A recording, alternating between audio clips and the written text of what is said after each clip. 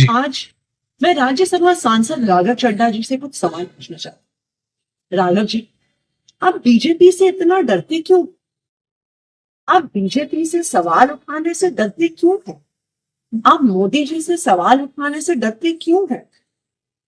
आज हमारा देश एक बहुत बड़े संकट से गुजर रहा है। आज हमारे देश के लोकतंत्र पर, आज हमारे देश के संविधान पर खतरा, आज हमारी आंखों के सामने इलेक्शन कमीशन का मिसयूज करके पश्चिम बंगाल का इलेक्शन चुराया जा रहा है, लेकिन आप उस पर सवाल नहीं उठा रहे, आप उस पर बोलने से डर रहे हैं।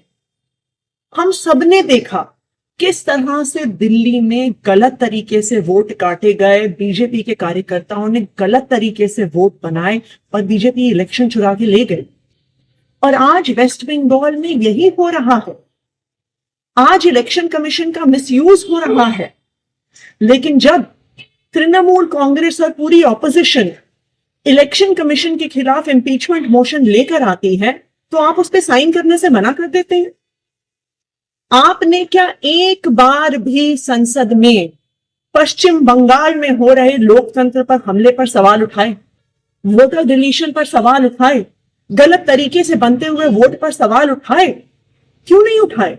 क्या बीजेपी से डर रहे हैं? क्या मोदी जी से डर रहे हैं?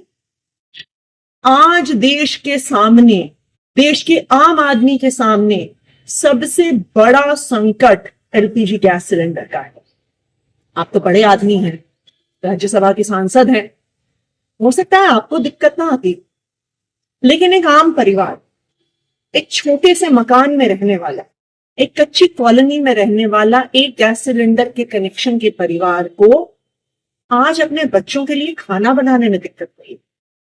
पिता सोच रहे हैं मैं काम पर जाऊं, दिहाड़ी लेकर आऊं, या लंबी लंबी लाइनों में खड़ा होकर गैस का सिलेंडर लेके आऊं कि कल मेरे बच्चों के लिए लंच बन सके।